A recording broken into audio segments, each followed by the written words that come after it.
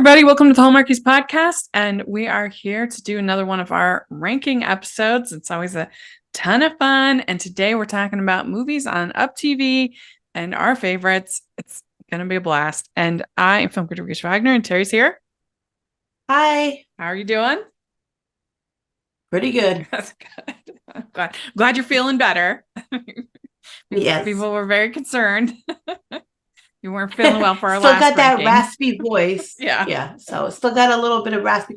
See, my voice is very annoying, so I don't know if raspy helps it or not, but so it be. You having a good a holiday very nasally season? Voice. No, so behind on my movies and on everything. Yeah. I don't think I'm going to make it this year, like movie-wise, to watch them all. Well, I'm not the almost. end of the world. I only have one more for Up to watch as of this recording. I got them a little bit early. So it was nice that they focused on quality over quantity this year with only 8. It's true. So I've been keeping up to date with the Hallmark and UPTV. And if you have this UPTV streaming service, they're putting a lot of them out early on the streaming service. Yeah. So you have a chance to watch it there. That's how I've been watching them. That's true. Yeah. So what do you think? Do you think that UPTV tends to have anything in particular that about their picks that stand out, or that anything in particular about your list that you noticed? Not really.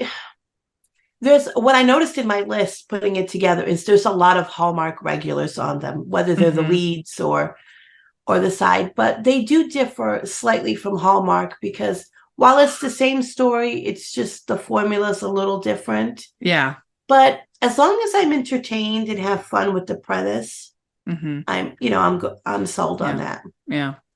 Yeah. And I think especially recent years, they have been picking some really good. There's always one of my favorites of the season is usually one of the films. So it's I really appreciate what they're doing over there, and it's been great. We've actually been working with Up this season. We've been their movie experts over at Hallmark's podcast, so that has been a lot of fun. So I hope y'all have enjoyed seeing that. And I really appreciate that. I mean, they were 100% supportive of me as a critic and wanting my voice as a critic, and for the ones that I liked, and they were fine with ones I didn't like, all of that. So it's been great. And but let's dive in. Let's talk about our favorites. What do you have at number 12? I have The Tree That Saved Christmas. Oh, not to have a movie with Lacey Chabert in here, or Chabert, whatever. However you say it. Right. But yeah, I looked at a trailer to remind myself of this movie. They look so young. Corey Seaver's in it as well.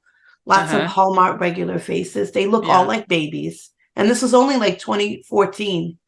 But I picked this movie because it's a little bonkers, but it's essentially a save the whatever storyline. And Lacey, she's a struggling writer. She has a very demanding job. And she's finally going back in New York City, obviously, the big city. She's going back to Vermont to her family's Christmas tree farm, which is being foreclosed on. And they have a mustache-twirling villain, played by Matthew Kevin Anderson. So you would recognize all these faces if you watch a lot of Hallmark movies. But the bonkers thing is she's decorating her boss's tree. And she notices some markings on a tree and realizes this was a tree she saved from being cut down as a child on her farm. She drags that tree with her all the way home, plants it on the front porch, and it's like, this tree is going to save our farm. And it does. I don't know how, but it does. But it's, it's a little bonkers, but it's cute. And, your traditional save the something, but there's just, I don't know. There's something about Lacey. She sells it. Yeah. I haven't seen this one. This one I have not seen. So, but it's fun to have Lacey in one of these. So that's for sure. My number 12 is The Christmas Retreat. And this one is Rhiannon Fish. She's so cute. And this is one we've seen many, many times, but the girl going to the Christmas retreat, she meets the hunky guy. Her they mom don't get along. Yeah, they don't get along at first. I mean, they confiscate her phone. Yeah. How would you deal with that, Rachel? Her mom is there. Yeah. I would not handle it well. I need to be connected. It's probably unhealthy that I need it so much, but it would. She's a workaholic, Yeah, I think I would be good for about 2 days, and then after that, I would be like, I need it. I need my devices. Yeah, I could hold out for 2 days. It's how I connect with the world. It's how same. Yeah, and so I get a lot of joy out of it, and so that's how I justify it. Rihanna Fish is very cute in this movie. I will say that. And Clayton James, he's super attractive, and they have good chemistry. So even though this is admittedly basic, it's perfectly pleasant and enjoyable to watch. Yes. Sometimes you're just in the mood for the classics, right? Exactly. So don't go crazy fixing something that's not broke. We've seen these premises a lot, but if you can have fun with it, it's good enough for me, at least. Yeah, absolutely. All right. What do you have at 11? I have the Christmas Cupcakes with Cindy Busby and Aaron Carpluck. Basically, they play sisters. Of course, there's a dead dad. Many of these movies, somebody's dead at Christmas. But they have a bakery that they're struggling to keep afloat, and they get this idea to compete in a TV baking show.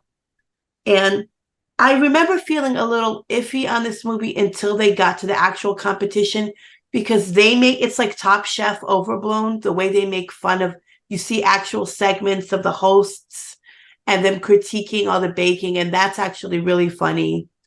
And of course, the sisters, they have love interests, they duke it out, they fight. It's a whole big thing. But I do find it very funny, the whole baking competition, and thinking that that's the best way, like the only way, I guess, to save their bakery, to get that money. But I find it charming. I think this is one of, this is back. Lately, I haven't really enjoyed that many Cindy Busby films, but this was a good one for her. Yeah. That one was pretty good. I'm trying to remember. I know I watched it, but I think it's 2018, so it is a bit, not that much, not that old, but yeah. Well, my number 11 is where I have Christmas with the Prince. Oh, Rachel. Okay. I'm sure you have this much higher. No, I don't have this at all. Really? I thought you would. No, these movies are not for me. A whole trilogy I've seen, but you're such a lover of the royals. I know. I mean, this is not like anything groundbreaking or anything, but I think it's a pretty enjoyable royal movie. Pretty basic. She's a doctor who ends up meeting this prince, and I mean, they've known each other since they were kids in this. Yeah, and it has been a bit since I've seen it. They knew each other since they were kids? Yes, they all went to school together. I forgot that part. Yeah, but it's got Charles Shaughnessy is in it, so that gives it a bump, because I love the nanny. The nanny and a soap legend as well. Yeah, that's right. Opera legend. And Caitlin Loeb is from Heartland. I just remember thinking it was cute. Oh, she is? I didn't know she was from Heartland. Yeah. She plays, she works with Ty. She's like a veterinarian assistant. She ends up marrying Caleb. They have a relationship, and now I think she's on a show now. So she's off of, I think she's on a different show now. Yeah, maybe 2020, maybe the next year, 2024 is when I finally get into the Heartland. I mean, it is overwhelming. I know I think that's what it is. So many seasons. Yeah, I completely understand. But yeah, she was on a long time on Heartland. So yeah. Anyway, I just remember thinking it was cute. I don't have a ton to say about it. I remember it's a horrible fashion, and yeah, I don't know. Right. Okay. What do you have at 10? I have Marry Me for Christmas. This is the first film. I think it's the Chandler series. I think there's 4 or 5. Mm-hmm. It has Melinda Williams in it, Victoria Rowell, Mm-hmm. um, another soap opera legend as well. But basically, she's the single lady. She's got her own business. She's very busy. She hasn't come home in a long time. And her family is constantly, because it's a large family, they're married, they have their own kids. She's single. She's like, I'm so tired of them, like wondering when I'm going to get married or have kids or a boyfriend or whatever. So she asks her employee to pretend to be her fake fiance, at least for the holidays. Now, I hope he's getting paid real well for this. But, so that's a whole charade when they get home. And of course, there's a family friend that she's slowly getting closer to, and she's seeing everything in a new light. So it's like, I have a fake fiance, but I'm starting to fall for this other guy. And it's just a whole bunch of family shenanigans and over the topness. Mm-hmm. And I think this and the sequel, well, the one that they're getting married, are the best of the bunch. But Mm-hmm. I think it's a nice family. Yeah. I So family shenanigans. Yeah, I haven't. I've kind of forgot about that one. I Yes, I haven't know seen it in it's a while. yeah, it's true because they used to come out with one every year. Yeah, But I think if you like the family shenanigans, they're not really that mean to each other. right. It's just like over the top decorations and oh, look at my family, look at this. But it's like you can't get annoyed at these people, so it's like funny. And Hmm. I found it very entertaining. I do like the series. Yeah, So yeah. My next one is I have Christmas Princess next, and this one is interesting because it's written by Tracy Andreen, but it's pretty much a full on drama. It's not a comedy, which she normally writes comedy, so that's kind of interesting. And it's about this girl who dreams of becoming a princess in the Tournament of Roses parade, but she's in foster care. Her mother is a drug addict and can't can't take care of her. Is very manipulative. But it's been a while since I saw it, since 2017. But I just remember being impressed with the performances, and I believe that there's a scene where I don't know if it's her adopted dad or her foster dad, but anyway, says that tells her how much that she means to him, and that is her um his daughter. And yeah, and I just remember like, oh, oh no. it gets me. There was that the emotion worked for me, and I remember talking to Tracy about it and writing it and everything, and because it was something different than she normally Yeah. writes. And so yeah, I have a I've list. never seen this movie. I know of it, but I've never seen it. But I was under the impression it was based on a true story or inspired by, Yeah, but I'm not. It is okay. yeah, I think so. Yeah. Ho, ho, ho. We'd like to take a second and thank our sponsor for this episode of the podcast. It's the Hallmarkies Patreon. Do you love Hallmarkies podcast, especially at Christmas? Do you enjoy the holiday previews, recaps, interviews, and bonus episodes? If the answer is yes, please consider supporting the Hallmarkies Patreon. We need your help to do what we do both during the Christmas season and all year round. But not only do you help a podcast led by strong, independent women by becoming a Patreon, you get to become a part of the Hallmarkies family. Starting at only $2 a month as a patron, you will have access to our Facebook Patreon group where we talk about the movies, shows, and more all year. We also have many monthly patron watch-alongs with guests like Lacey Chabert, Natalie Hall, Paul Campbell, Mary Lou Henner, and more, giving their behind-the-scenes details of their films. As a patron, you also have the chance to provide input into the podcast and even join us at different tiers. So this Christmas season, spread some cheer to the Hallmarkies Patreon and become a member today. You won't regret it. Go to patreon.com/Hallmarkies to learn more. That's patreon.com/Hallmarkies. So what do you have at 9? I have Married by Christmas. This one goes back to 2016. It's a lady, she has her own business, and she gets this clause like, if you're not married by Christmas of this date, you're going to lose all your inheritance. She's going to lose her money. She's going to lose her business that she's worked very hard for. So she's like, I got to find a dude to marry, and makes up a contract with this guy so they could get married by this date. And of course, shenanigans ensue, and they fall in love, and all that drama and comedy to go with it.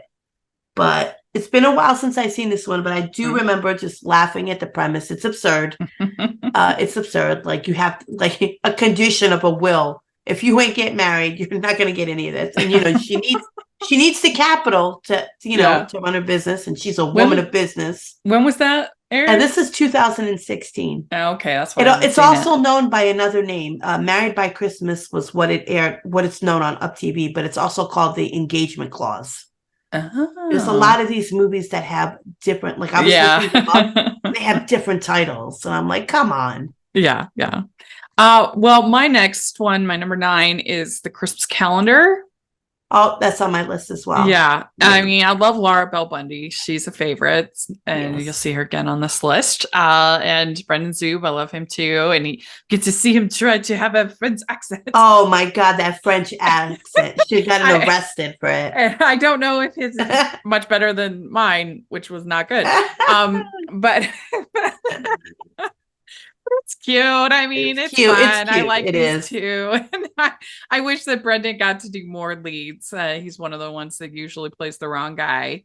Yeah. But it's nice. It's nice when you can, when these UpTV movies give these, normally secondary actors a chance at a lead. I always love seeing that. And it's she gets this calendar and from a secret admirer. And everybody's trying to figure out who is the secret admirer. So big talk of the town. Everybody's coming into another one with a struggling bakery as well. Yeah. That's right. It's like an advent calendar, right? So yes. Yeah. It's like a little house wooden, advent calendar, which I love advent calendars. So I do too. I always every year get the bone. Jam one. I was like, should I get it this year? I can't resist. I love it. I have to get it. And I had these grand designs that I was going to do a puzzle advent calendar this year. Oh, me too, because I love jigsaw puzzles. Yeah, I've not accomplished it. It was an epic fail. I got to day 2. Day 1 I put together, but it took me like an hour. I'm not even exaggerating. It was really hard.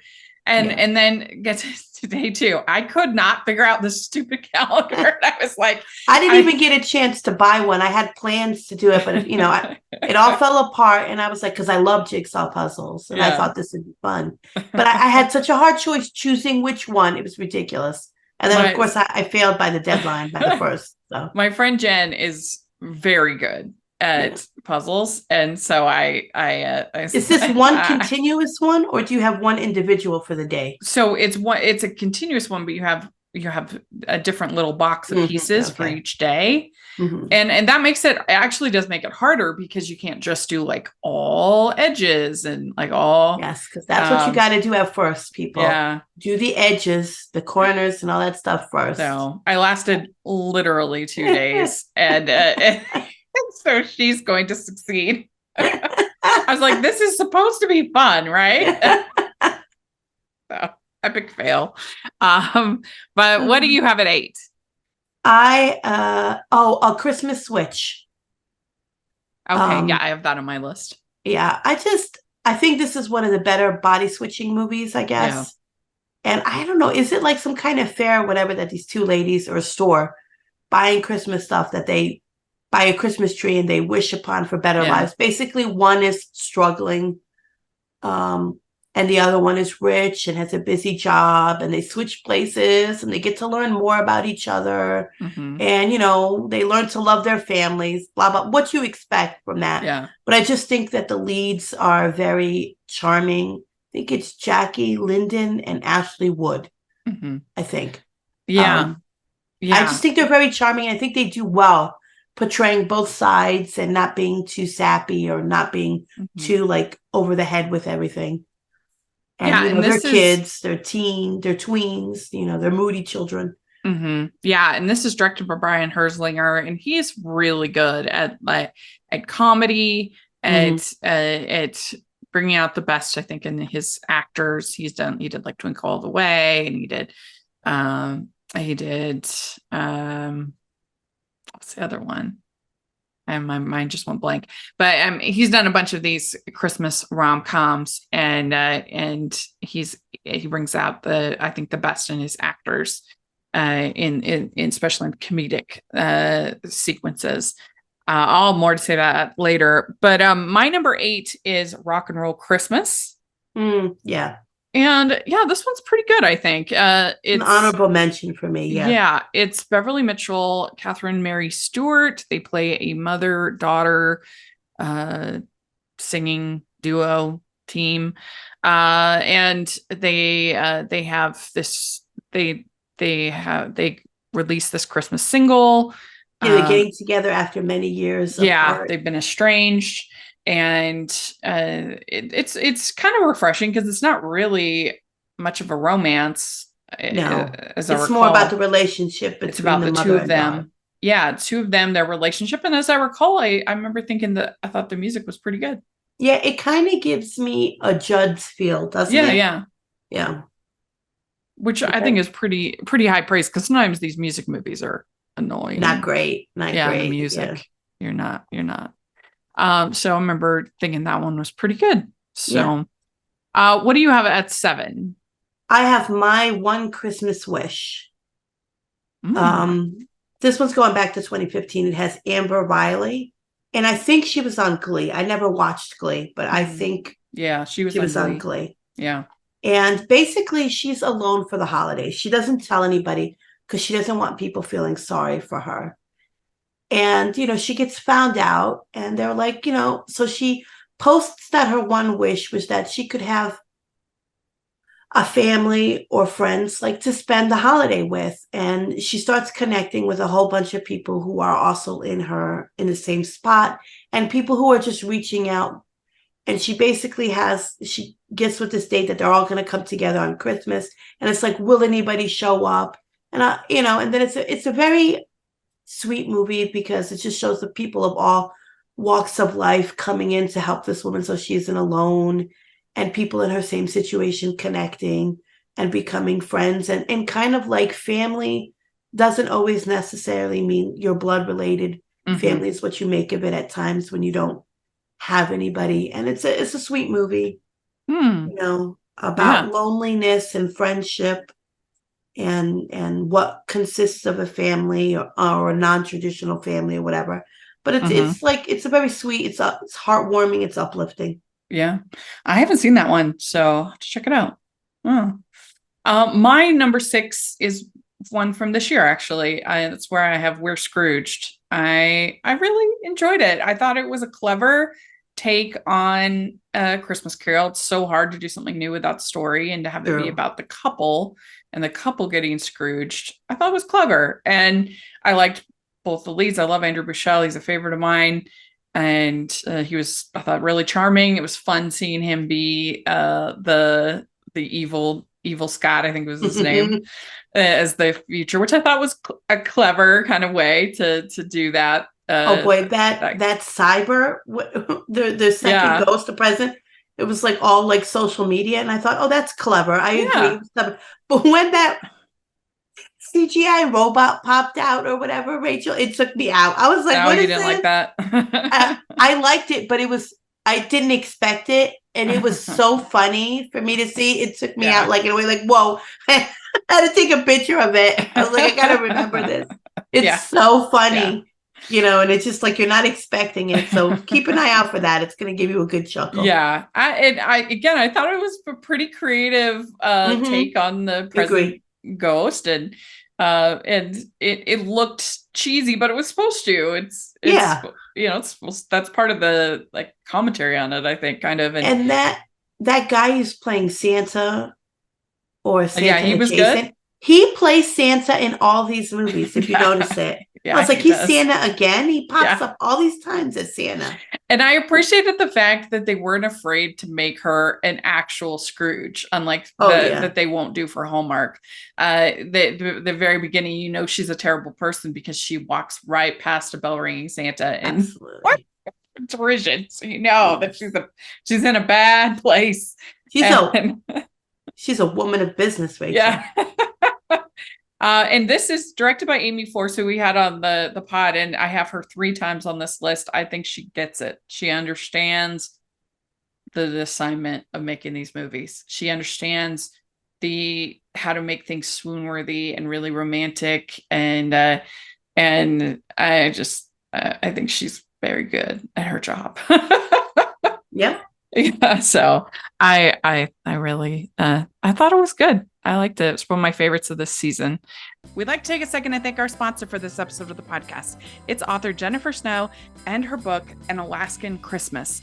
In Alaska, it's always a white Christmas, but the sparks flying between 2 reunited friends could turn into red hot in best-selling author Jennifer Snow's An Alaskan Christmas. If there's one gift Erica Sheraton does not want for Christmas, it's a vacation.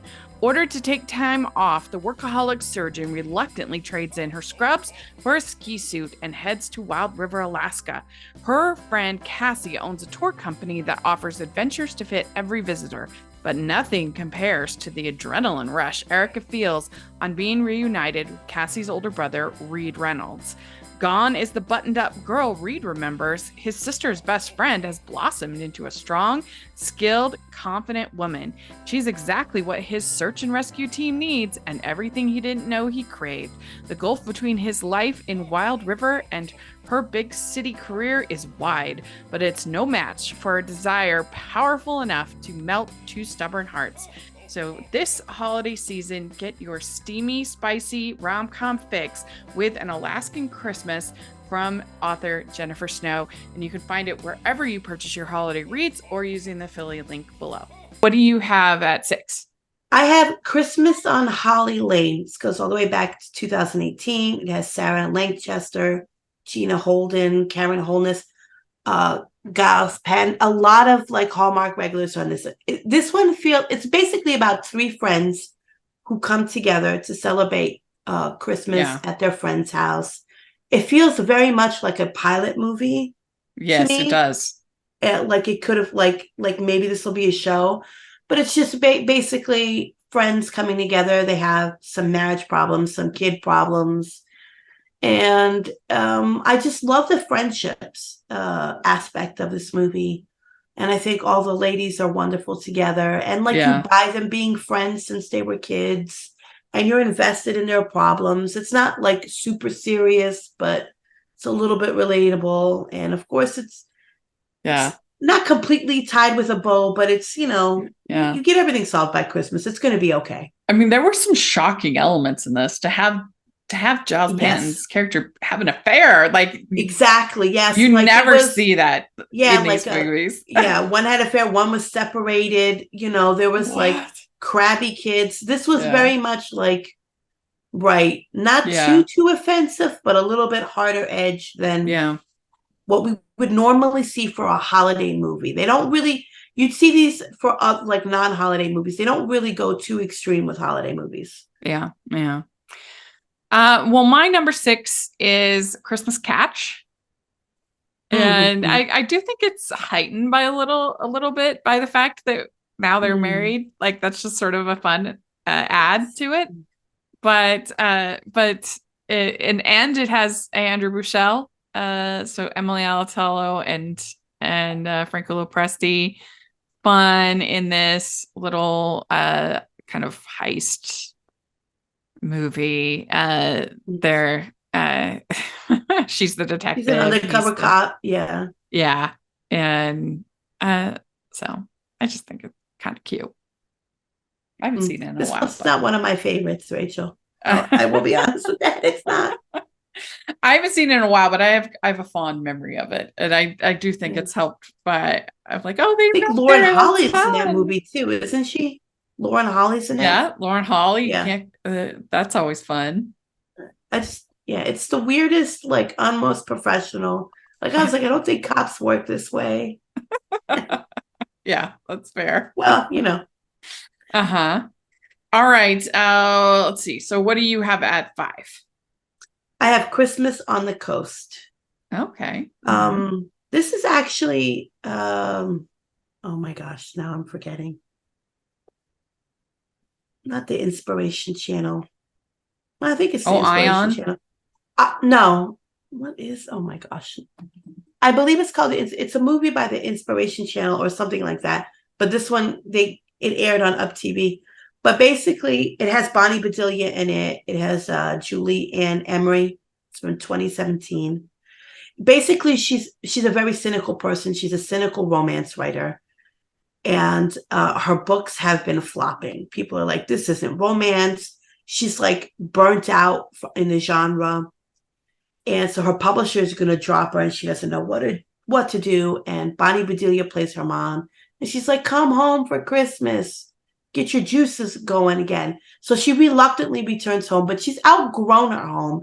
She's very like city-ish modernist. And these people are like, oh, small town, ness. And basically she reconnects with her mom. She gets her writing done. She has a little love affair. She's got to relearn how to ride a bike everywhere because she's in a small town. But what I love too about this movie is you actually see what she's writing. They have glimpses of her romances and it's ridiculous. Like her terrible romance novels that aren't really romance in the beginning. And then of course she finds a new love. So she's getting her creative juices to write a better romance novel. And I think it's pretty funny and it's sweet because it's basically more about the mother and daughter, bonding and repairing whatever fractured relationship she has. Mm-hmm. And of course, she learns to love her small town again. So yeah, I remember thinking that one was pretty good. I remember liking that one. My number 5, that's where I have a Christmas Switch.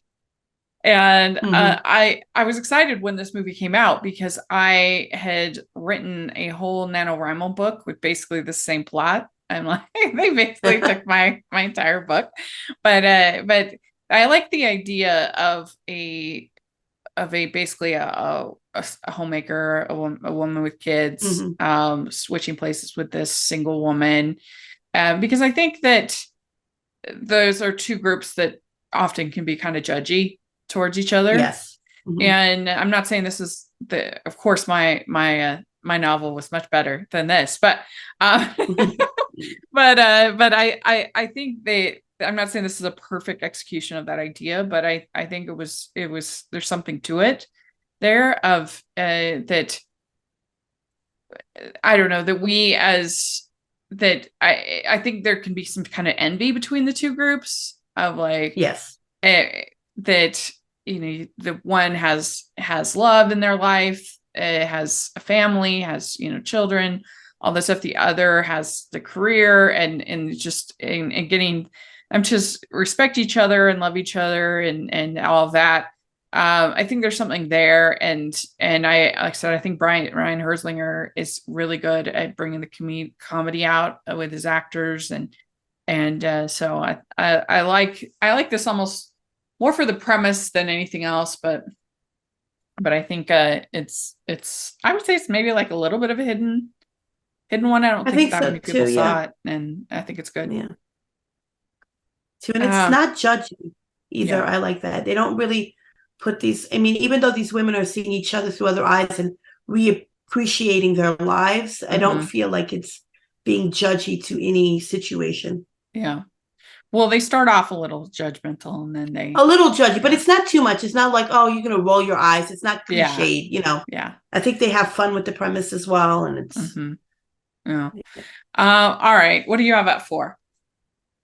This is where I have the Christmas calendar, which is also known by another name, A Taste of Christmas. Oh, really? I didn't know that. Which does not at all. What does A Taste of Christmas have to do? Christmas calendar gets you right there to the point. Right. Right to there's a calendar. I guess it's in a bakery, Why is it but called? Yeah. Anyway. Right, we did. Because I was looking for this movie, I couldn't find it, and then I was like, A Taste of Christmas.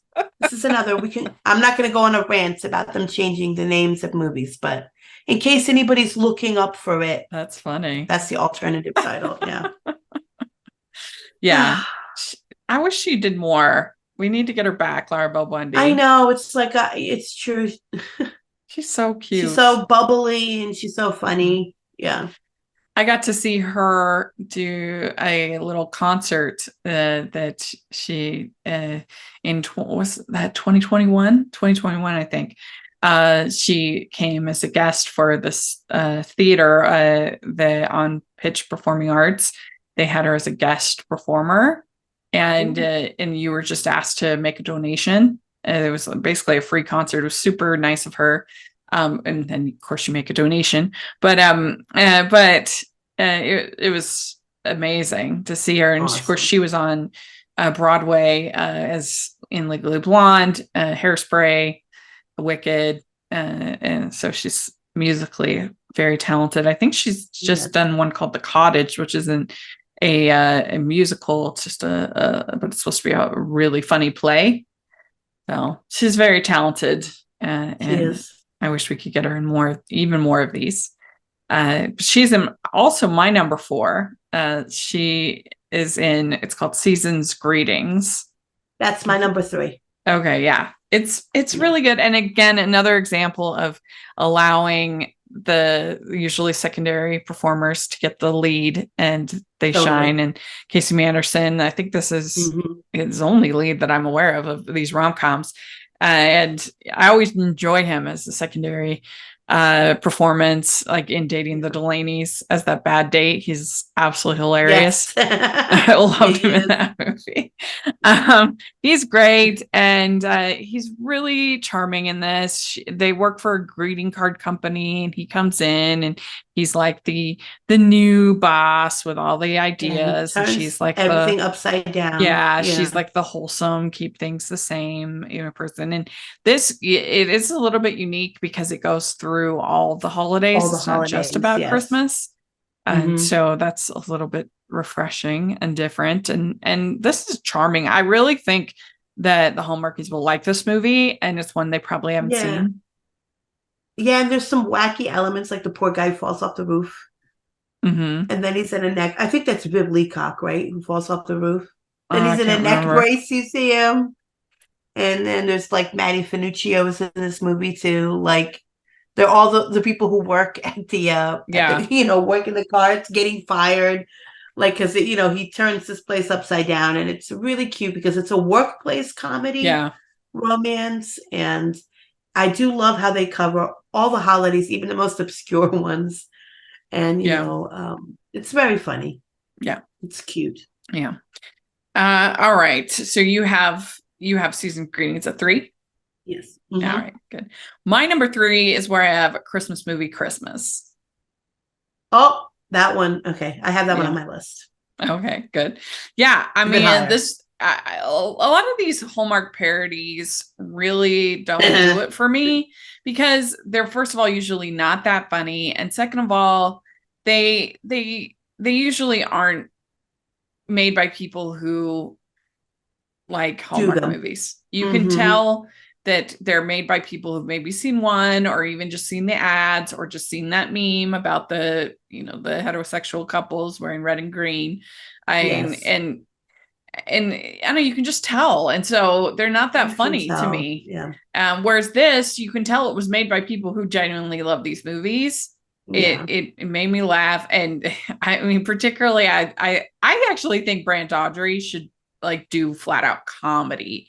I think that's more where I've enjoyed him more. So he is and he wrote really this along with his wife, correct? Yes. He wrote this movie along with his wife. They both star in this movie. Yeah. Yeah.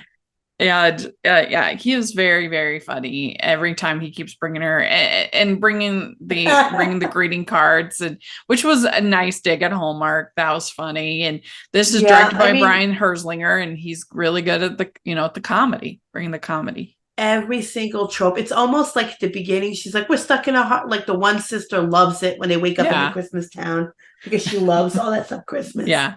excuse me. And the other sister's like, we're in a horror situation. How do we get out of here?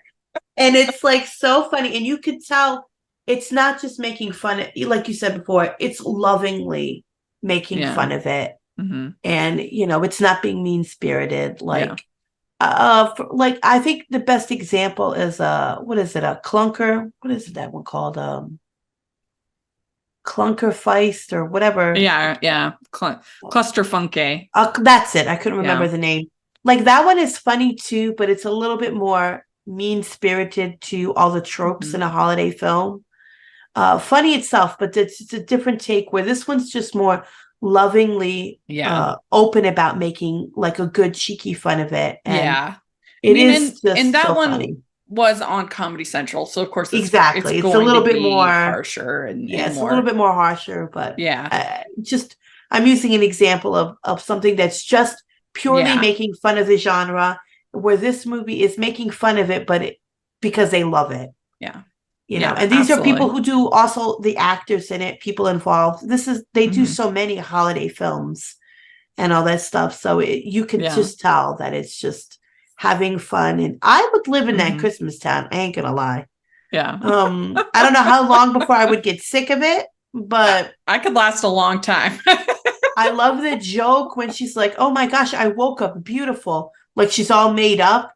Like they don't wake up like regular people do. They're all made up with their hair and their makeup, and that just made me laugh. Yeah. Every time he shows up with a greeting card, I would laugh. He's so enthusiastic. What? You don't want a card? No, I don't want a card. She's so cranky, like she's trying to get out of there desperately. I loved the fake Christmas movie that they were watching in the beginning. And she goes, and the sequel, so right on the nose. Yeah. We'd like to take a second and thank our sponsor for this episode of the podcast. It's the Hallmarkies merch store. Are you looking for that perfect gift for the postable, hearty, or Hallmarky in your life? What about getting that t-shirt or hoodie that will help you stand out at your next holiday party? Now is the time to check out the Hallmarkies merch store. Full of festive designs by artists like Jessica Miller, Carrie from Hallmark Comics, and more. You can even have more than just shirts, but totes, cell phone cases, notebooks, mugs, and more. And it isn't just Hallmark. We have designs for Anna Green Gables, Man from Snowy River, The Nanny, and more. Every purchase at the merch store goes to help support the podcast and allows us to make the great content you know and love. There are frequent sales, so go to tpublic.com/stores/Hallmarkies or see the link in the description. That's tpublic.com/stores/Hallmarkies. You have that too. I have Santa's Got Style. Me too. I got it. Boy, I never laughed so hard at the ridiculousness of this movie. And I really think that Franco Lopresti, like, he just sells it. He sells like, hey, I'm a former model and now I, have a modeling agency, just going in on that. He's a beautiful man, but just him putting on like a white wig and a beard and his best friend since childhood does not know he's the same person. It's ridiculous. Because she has to come up with a new campaign for the store. And she's like, why don't we do a stylish Santa? And of course, her best friend, he's been in love with her forever. And, she's trying to find, through his modeling agency, to trying to find a dude. And he's like, oh, his other friend, pretend to be this guy. And he just dons like white hair and an unsexy, cool Santa, which works for me, And then she can't, it's like the Clark Kent. I can't tell he's Superman and Clark Kent because of them glasses. Yeah. I can't tell, but, and he's like, I'm his cousin. I love that his mom figured it out right away. Like, what's going on here? Of course she would. But then she is so clueless. I mean, that's a gag too. Like, she can't tell you apart. And he's running rampant back and forth being these two people, and promising things. I just think it's so bizarre and so funny. Yeah. It's all the things you said. This is directed by Amy Force. Like I said, she just gets it. She understands. What a rotten best friend she is that she couldn't tell. Really was. He could not tell. Like, this poor guy is so in love with her and he's so supportive of her. And she's like, whatever, How could you friend zone Franco Lopresti? Nobody Come will ever on. know. But I was like, I know this is fiction right now. but this does screwball comedy just about as well as I think you could do it in this day and age. So. And you somehow believe Yeah. this nonsense, you know? You're like, yeah, and you're like, yeah, I could see it. Oh, the Christmas party too, when he has to go twice, like, oh, I gotta dip out and be this guy. And she's fawning all over this dude. And he's like, what do you mean you can't tell? He's yeah, it's ridiculous, the over the but that's board part of the fun of guard it. too. Yeah. The over the security guard over the board. He's trying to get his fingerprints at the Christmas party. Yeah. And he's like, oh, it is a lot of nonsense to it, but it is so funny. And I highly recommend this one. Came out last year. I recommend this one. Like if you want to have a good time, you check this. This reminds me of like 40s and 50s screwball comedies, like in the 30s. Just a crazy premise, and like you could picture a very likable cat. Yeah, totally. A very likable cast too. Yeah. Mm-hmm. Yes, definitely. Well, what do you have at number one? This is where I have A Christmas Movie Christmas. I can see that. Yeah, it's a fun movie. It really is. Yeah. Well, my number one is probably won't be a surprise to listeners of the podcast, but I have Christmas on Fifth Avenue at number one. It's one of my favorite recent Christmas movies. I just loved it. I thought it was absolutely great. I thought their chemistry was incredible. I think their relationship builds, and I was totally invested in that relationship when he says that he when he kind of rejects her at a certain point. I am devastated. And then he goes and talks to his mom, and he's like, I can't believe I'm in love with this woman. You know, this so grumpy. He's so grumpy. So miserable. I love. I would have told him to kick rocks. Yeah. I love when the whole scene when they're at the snowball, and he does such a good like longing look, I think, so well. And I think that she manages to walk that line of manic pixie dream girl real well. Like she doesn't like Ava. To me, she stays likable and her own person. She doesn't, fall into that. Like it's just, she walks that balancing act, I think, really well. And so you're, at least for me, I'm really rooting for her. And I know it's a fast relationship, but I totally bought it. And again, I think partly because of their chemistry. This is another one, Amy Force. I just think she is so good at making these movies. And I love the proposal at the end when you go in there and pick out a ring and have it for the rest of your life. Like, I love that. That's so romantic. And I just love it. I think it's great. So that's my number one. I shall confess I'm not that keen on this movie, but I've only ever watched it once. I think I have to go back and reappraise it. Because everybody tells me it's so good. And I was like, is it? And that just might have been the day I watched it. It just didn't jive with me, but that's okay. We can still be friends. I just loved it. It really worked for me. And yeah, I can see it. I can see it. I loved their chemistry. I loved the way the relationship built. And there was something about it that, especially in 2021, that these two people forced to kind of spend time together in this space. Right. There was something about it that I think was on theme. I think, we're still kind of reeling from the pandemic and everything. Yeah, we're still trying to figure it out. Yeah. So, but, and I love that he brings her parents in, and the kiss after that, there's a kind of a mid-movie kiss, because she's so happy that he brought her parents. Super cute moment. I don't know. It's just, I've talked to other people that were like, what? Why do you like it so much, Rachel? Just fair enough. People have different opinions. I just loved it. And I thought their chemistry was absolutely outstanding. And really she is very good in the movie. She is. Yeah. She was like, I feel like she was made for these movies. Totally. even the ones that haven't been successful. Like, she's so good. And she is. And I hope that I was kind of bummed that her movie for Hallmark wasn't better this year. It wasn't her fault. It was the just road trip one, right? Yeah, the Welcome to Valentine. Oh, I love her and Mark Ian. They're both so good. And I just hope that Hallmark gives her another shot. Totally. It's not her fault. She was good in a not good movie. Yeah, it was the script. The script was the problem on that one. But